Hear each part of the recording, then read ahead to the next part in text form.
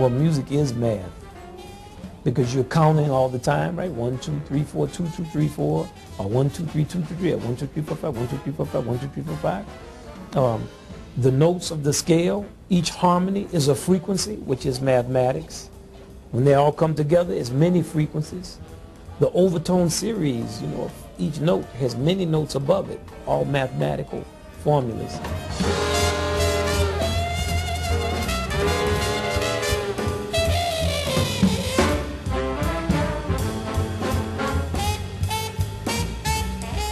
The spatial layout of music, like is the music 32 bars or is it 400 bars? It's like geometry.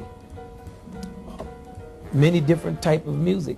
When you talk about a groove, like the samba groove, many different rhythms against one another. It's like math. Each rhythm represents a number and how the numbers interlock. So music A is descoberta math. das relações matemáticas entre os sons nos explicam que notas ou intervalos são esses que reconhecemos como ruídos. Todo som é, na verdade, uma onda sonora que se propaga no ar em uma determinada frequência, uma pulsação. Dá uma olhada.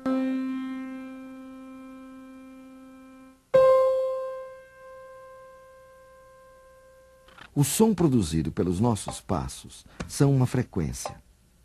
3 passos por segundo, 4 passos por segundo, 5 passos por segundo e assim por diante.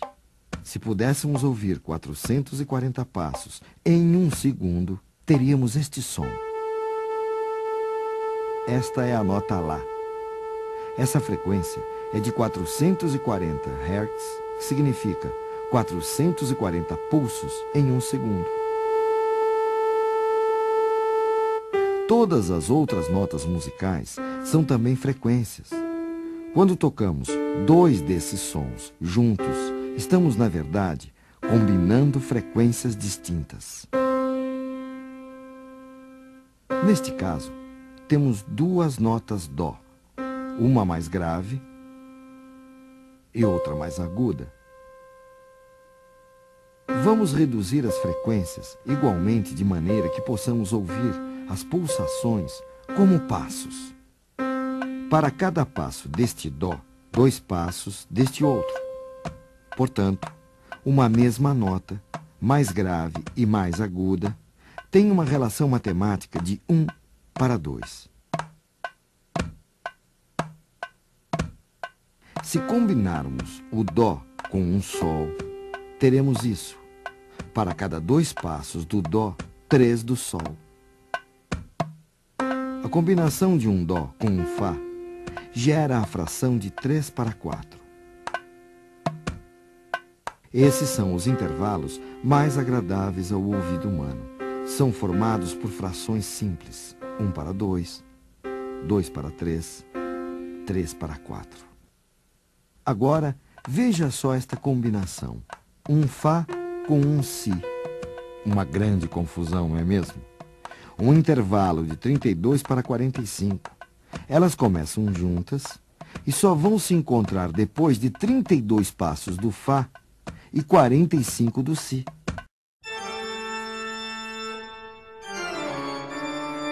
Foi com o instrumento de uma só corda, o monocórdio, que Pitágoras realizou suas experiências. Provavelmente uma das primeiras tentativas de organizar e compreender o espectro sonoro no Ocidente, lá na Grécia Antiga, mais de 500 anos antes do nascimento de Cristo.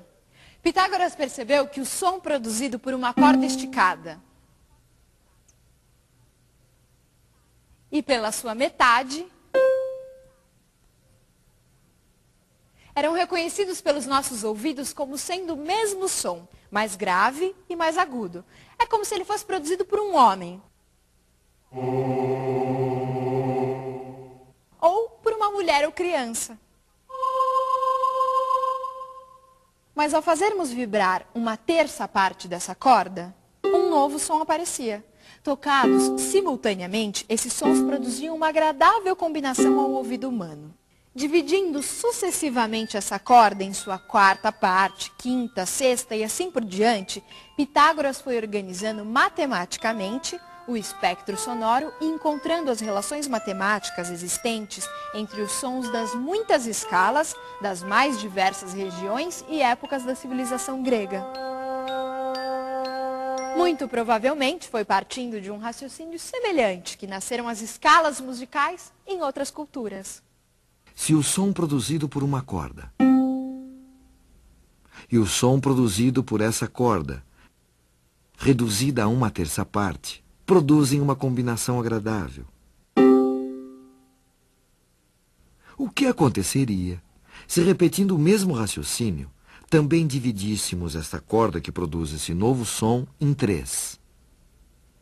Um novo som surgirá, que combina perfeitamente com esse segundo e também com o primeiro.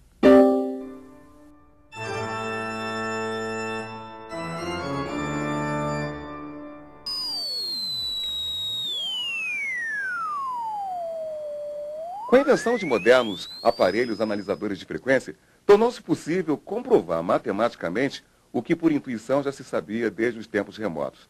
O ouvido humano percebe os sons e transmite ao cérebro informações que serão processadas e entendidas.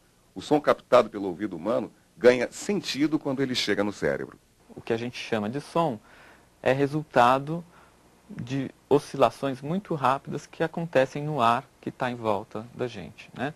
Essas oscilações se dão na forma de compressão e rarefação do ar, ou seja, as moléculas do ar se comprimem e se rarefazem muito rapidamente, e o ouvido capta esse movimento.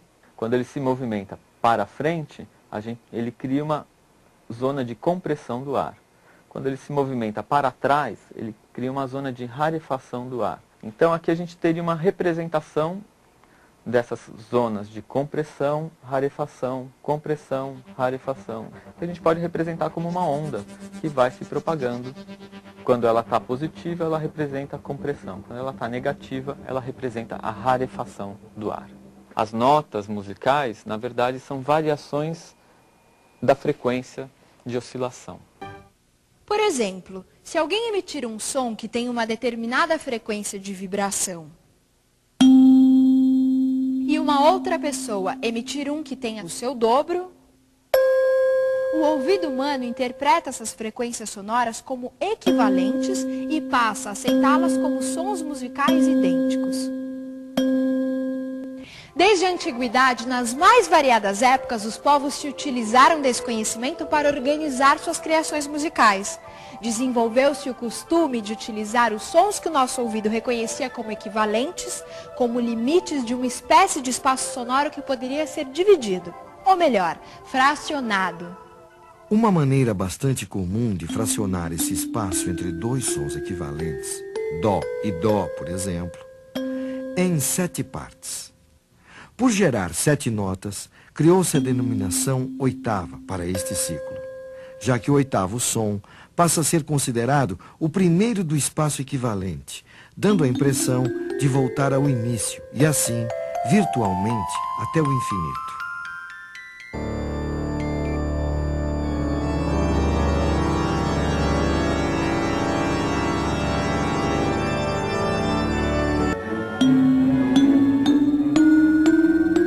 O temperamento consistia em dividir a oitava em 12 porções de tamanho idêntico. Afinando os instrumentos dessa maneira, qualquer melodia poderia ser transposta para outros lugares do teclado. E a reconheceríamos como sendo a mesma música, mas em tons diferentes. Pitágoras construiu um instrumento composto por uma única corda estendida, que poderia ser pressionada em lugares calculados, e assim geravam sons que mantinham relações aritméticas. Para entender isso melhor, observe a sequência. 1, 2, 3, 4, 5, 6, 7. E perceba que cada número é obtido acrescentando 1 ao número anterior. Mas as notas obtidas à maneira pitagórica, geradas por relações aritméticas, produzem a cada oitava não as mesmas notas da primeira, mas outras, sutilmente desiguais. Essa diferença faz com que cada novo conjunto de notas seja diferente do primeiro. Se pensarmos em um esquema para representar esse fenômeno sonoro, as escalas pitagóricas geram não um círculo, mas sim uma espiral de notas.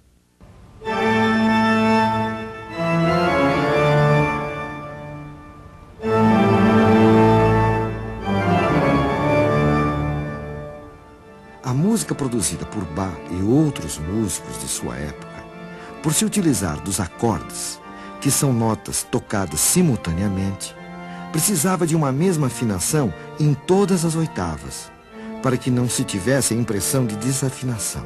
Para isso, os músicos como Bach e, posteriormente, os inventores do piano, optaram por dividir a escala não de maneira aritmética, mas sim geométrica ou logarítmica. Na prática, a nova escala divide a pequena diferença existente entre, por exemplo, o dó de uma oitava e o dó da seguinte, entre todas as notas da escala. A escala temperada, dessa maneira, altera sutilmente todas as notas, criando sons não naturais.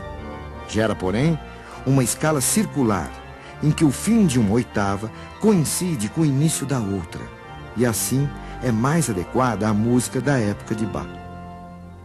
Essa nova maneira de afinar os instrumentos e de organizar a escolha das notas só se tornou possível através de uma nova maneira de fazer cálculos. Os logaritmos foram criados por John Napier em 1614 e são um modo de fazer cálculos. Essa sequência de números 0, 1, 2, 3, 4, 5 e assim por diante é uma sequência aritmética, pois cada número é obtido acrescentando-se 1 ao anterior. Já uma sequência geométrica como 1, 2, 4, 8, 16, 32, 64 é obtida multiplicando-se por 2. Pois bem, os logaritmos nasceram quando buscamos encontrar uma relação entre essas duas sequências numéricas. Perceba que uma sequência geométrica pode ser escrita da seguinte maneira. 2 é 2 mesmo, ou 2 vezes 1, ou ainda 2 elevado a 1. 4 é 2 vezes 2, ou 2 elevado a 2. 8 é 2 vezes 2 vezes 2, ou 2 elevado a 3. Perceba que agora a sequência geométrica é formada por uma base, nesse caso o 2, e os expoentes formam uma sequência aritmética. Os logaritmos são uma maneira de associar essas duas sequências. Noutras palavras, as 12 notas da chamada escala temperada ou cromática correspondem aos logaritmos de base 2. 2 elevado a 0, 2 elevado a 1 sobre 12, 2 elevado a 2 sobre 12 e assim por diante. Ao adotar o temperamento, temos uma escala circular. O resultado é que agora a espiral fechava e por mais que o compositor passeasse pelas 88 teclas de um cravo ou posteriormente de um piano, o tom ficava preservado, ao mesmo tempo que ganhava possibilidades de nuances emotivas quase inesgotáveis. A forma da cauda do piano, assim como os tubos de um grande órgão, tem o desenho de uma escala logarítmica.